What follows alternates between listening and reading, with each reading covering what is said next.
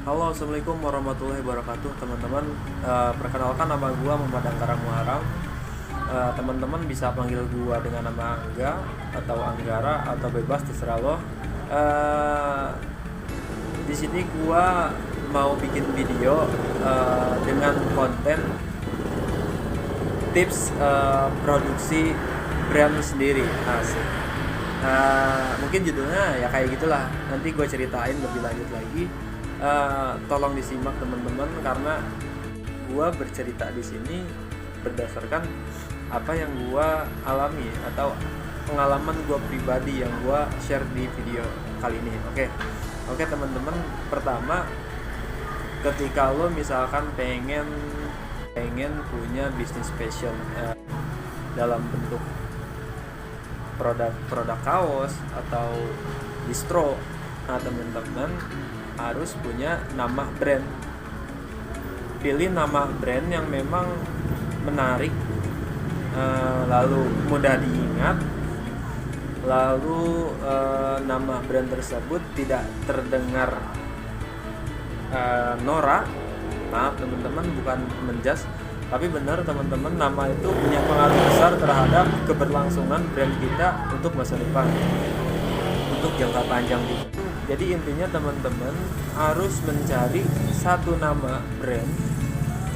Entah teman-teman nyari inspirasi dalam sebuah komik atau sebuah film atau sebuah nama pemain bola, itu terserah teman-teman. Nanti teman-teman bikin lagi kepanjangannya. Misalkan gue punya brand, nama brand gue itu Cresco. Nah gue ambil dari nama Cres. Cres itu artinya jatuh teman-teman. Nah awalnya gue juga bingung kenapa gue ngambil nama Cres itu kan, yang artinya jatuh. Takutnya usaha gue selalu jatuh dan selalu jatuh. Tetapi tidak seperti itu teman-teman. Jadi kebetulan nama Cres ini agak bagus didengar, terus dari ejaan kalau misalkan dibikin desain itu selalu menarik. Nah ya udah gue ambil nama Cres. Sesudah itu gue kepikiran lagi, kalau nama Cres doang kayaknya takutnya ada yang bilang Cres ini selepetan dari nama brand Cres. Adalah teman-teman brand yang brand udah lama banget kan, brand udah hype banget, udah senior banget, brand Cres. Ya takutnya diselepetin ke situ. Akhirnya gua bikin nama kepanjangan Cres Company. Nah, Cres Company atau perusahaan Cres. Nah, company ini gua ambil semuanya, tapi gua ambil dari nama depannya saja, jadi Cresco.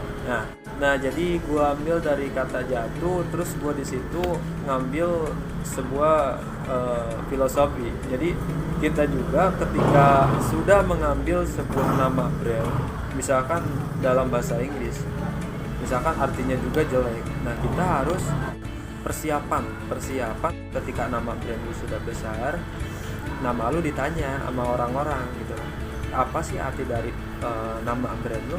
Nah di sini gua sudah membuat sebuah filosofi gitu loh dari nama Cres tersebut.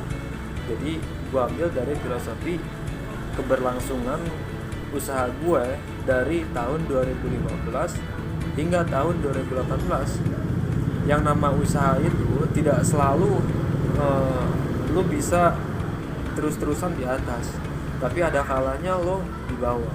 Lo akan jatuh pada saat memang waktunya lo jatuh gitu.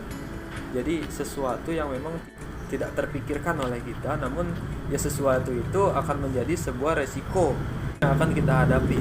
Menurut gua usaha itu sesuatu hal yang tidak pasti teman-teman. Ketika misalkan cewek lu bilang aku pengen punya cowok mapan, ya jangan pacaran sama orang usaha. Penghasilan kita itu tidak menentu. Ada kalanya penghasilan kita besar, ada kalanya penghasilan kita kecil teman-teman. Jadi untuk orang-orang usaha, kita itu tidak bisa disebut sebagai seorang yang mapan teman-teman. Mapan itu diartikan sebagai orang yang punya pendapatan stabil, dari bulan ke bulan itu stabil angkanya. Misalkan kayak PNS, misalkan angkanya di 7 juta atau 6 juta, itu tiap per bulannya itu tetap segitu teman-teman. Nah kalau kita kan sebagai orang usaha, ada siklus atau masa di mana usaha kita naik, otomatis omset juga akan naik teman-teman. Di mana pasar lagi turun, ya resikonya penghasilan juga akan pasti menurun, itu kan teman-teman. Nah yang kedua teman-teman, jadi sebelum kita lanjut ke nomor 2, inti dari nomor 1 tersebut, teman-teman harus punya nama brand yang menarik. Oke, nama brand yang menarik, silakan teman-teman cari referensinya, silakan teman-teman cari nama yang memang cocok untuk brand teman-teman. Lalu nomor 2, pilih konsep atau desain yang menarik. Sebelum teman-teman memproduksi pakaian, teman-teman harus mempersiapkan desain dulu. Jadi ketika teman-teman sudah memilih sebuah nama brand, nah di situ teman-teman langkah keduanya, teman-teman harus menyiapkan konsep desain. Konsep desain teman-teman itu seperti apa dan bagaimana, dan alurnya itu akan kemana. Apakah teman-teman akan masuk ke ranah musik? Apakah teman-teman akan masuk ke ranah misalkan skateboard atau BMX atau surfing atau gunung ala-ala anak senja? Terserah teman-teman. Jadi penilaian gue pribadi atau saran dari gue, ikutilah apa yang lo suka. Desainnya itu menarik atau mengambil dari hobi teman-teman. Misalkan dari otomotif, ya teman-teman berarti membuat sebuah konsep desain yang di dalamnya ada unsur otomotifannya gitu teman-teman. Nah jadi intinya teman-teman harus mempersiapkan desain dulu. Nomor 3, lo harus cari partner atau desainer yang memang cocok atau sekarakter dengan lo, atau misalkan nggak sekarakter juga nggak apa-apa. Yang namanya profesi, misalkan profesi desainer, mungkin dia udah banyak wawasan, udah banyak pengalaman, mungkin pernah ngegarap suatu desain A sampai Z. Namun jasa desainer yang lain masih banyak kok di online, di Facebook, di grup Facebook, terus di Instagram banyak banget. Kalau di Instagram lo pakai hashtag misalkan desainer misalkan konsep motor, carilah motor gitu. Nah ketika lo misalkan sudah bertemu dengan desainer yang cocok, cobalah lo kasih referensi desain. Tapi lo jangan bilang bahwasannya lo hanya bilang gue pengen desain seperti A gitu, tanpa lo ngasih gambar referensi. Si desainer bakal kelabakan pak. Dia nggak bisa menciptakan sebuah desain tanpa sebuah referensi gitu.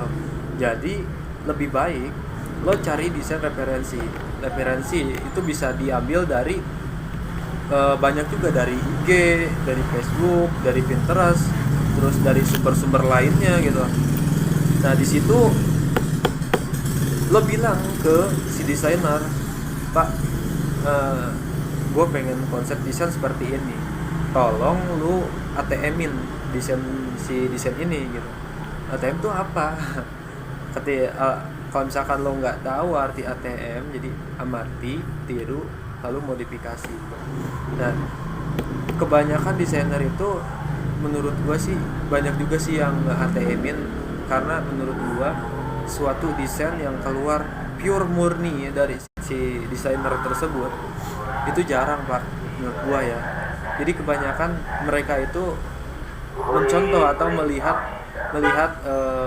referensi dari sumber-sumber situs tertentu. Maaf kalau misalkan saya salah ngomong, tetapi ini yang saya tahu gitu kan. Saya berkata demikian, tapi nggak tahu teman-teman juga mungkin ada yang berasumsi beda dengan saya, tapi nggak apa-apa lah, menghargai sebuah perbedaan itu kan good. Oke. Lanjut ke nomor 4 ya. Nah, ketika teman-teman sudah menemukan konsep desain dan teman-teman sudah punya desain yang mau digambar, mau diproduksi, mau dipasarkan, teman-teman harus cari vendor. Nah, kalau misalkan desain konsep desain sudah dapat, teman-teman lanjut ke tahapan berikutnya, yaitu nomor 4 adalah produksi t-shirt di vendor yang recommended atau terpercaya. Nah, teman-teman bisa mencari vendor di Instagram, di Facebook. Banyak kok sekarang di setiap daerah, mungkin banyak banget teman-teman yang punya usaha konveksi atau vendor percetakan sablon yang kualitasnya wow banget, bagus banget. Gua juga udah punya vendor pribadi namanya Crashprint. Mungkin teman-teman kalau misalkan tertarik bisa lihat akun media sosialnya di Instagram Crashprint Official. Dari situ juga saya menerima orderan semua teman-teman dari semua kalangan, dari semua organisasi, komunitas atau brand-brand juga. Nah, kalau misalkan teman-teman udah dapat yang cocok harga, cocok kualitas, sikat teman-teman, sikat produksi.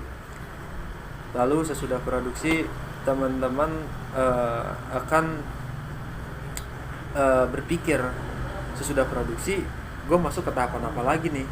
Barang misalkan udah ready, misalkan teman-teman produksi dalam satu artikel, dalam satu gambar, produksi 15 piece dengan ukuran, gue kasih tahu mendingan ukuran itu untuk pemula size itu dari M dan L yang paling banyak, maksudnya begitu. Sisanya S cuman ada 2, XL 2 atau 3 lah. Sisanya M atau L. Karena kebanyakan pembeli itu pilih ukuran M dan L, teman-teman.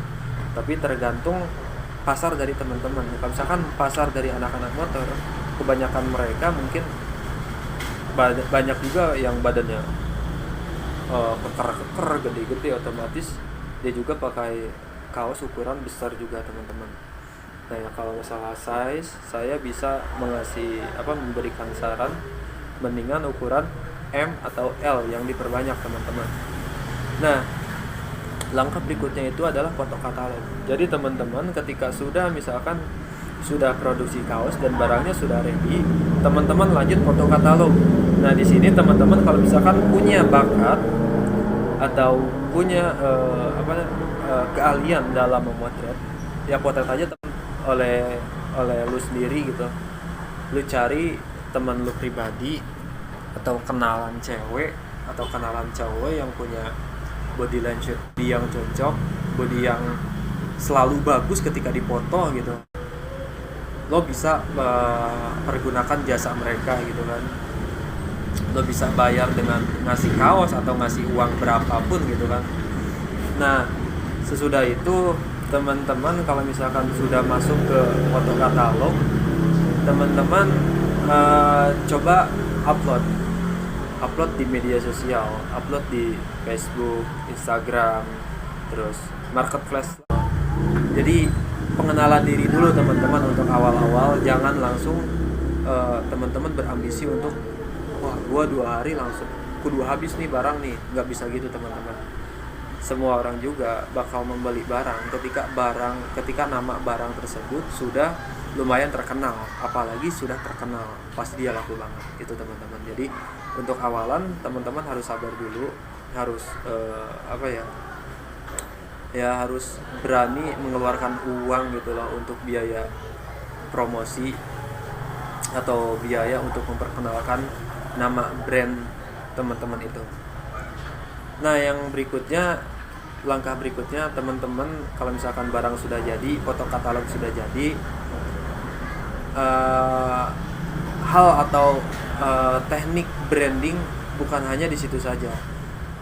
Menurut saya ada langkah berikutnya, yaitu endorse, teman-teman. Nah, di sini teman-teman bisa mengendorse influencer yang mempunyai pengaruh besar terhadap anak-anak muda di daerah teman-teman atau seluruh Indonesia, teman-teman. Tapi satu hal yang gua tahu, untuk mengendorse itu apalagi orang yang punya follower banyak, terus udah terkenal banget, pasti harganya lumayan mahal, teman-teman. Mungkin di angka jutaan. Tapi kalau misalkan teman-teman dari orang yang memang modalnya punya gitu lah, udah punya modal, udah siap modal, ya nggak apa-apa teman-teman. Itu langkah awal teman-teman. Kayak kita bikin kolam, kayak wadah. Nah di situ kita memberikan umpan hingga akhirnya nanti si ikan-ikan itu masuk ke perangkap kita. Nah endorse itu seperti itu teman-teman. Jadi kita endorse ke salah satu selebgram atau misalkan artis atau influencer lainnya, terus oleh si influencer tersebut produk kita ini bakal dipromosikan, bakal diperkenalkan ke fans dia atau ke audiens dia. 8 bikin konten, teman-teman harus bikin konten yang menarik teman-teman, karena pada saat ini zaman ini semakin edan teman-teman ya. Telat sedikit bisa kalah saing kita, bisa kalah pamor kita.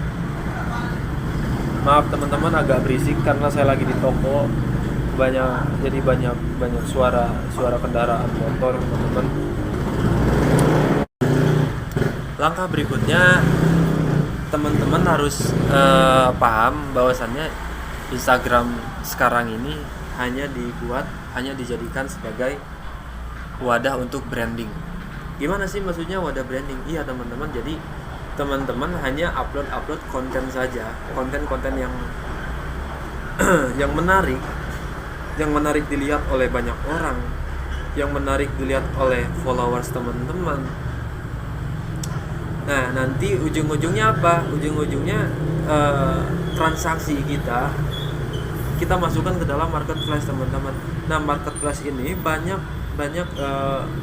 banyak contohnya, salah satunya mungkin Shopee atau Tokped atau Bukalapak. Nah teman-teman bisa pilih salah satu dari marketplace tersebut untuk dijadikan sebagai alat transaksi teman-teman. Karena kebanyakan dari orang-orang mungkin sekarang banyak banget yang takut kena tipu. Nah dengan marketplace tersebut itu akan membantu usaha teman-teman untuk terus berkembang. Nah mungkin itu dulu saja yang bisa saya sampaikan, bahwasannya saya juga di sini masih sedang belajar teman-teman. Saya bukan sok pinter, saya bukan sok menggurui, tapi apa salahnya kita berbagi, apa salahnya kita men-share pengalaman kita pribadi kepada teman-teman semua, ya enggak? Kalau misalkan teman-teman termotivasi atau konten ini menarik menurut teman-teman, tolong like dan komen positif teman-teman ya, dan jangan lupa subscribe juga ya teman-teman. Oke, terima kasih. Kurang lebihnya saya mohon maaf. Wassalamualaikum warahmatullahi wabarakatuh.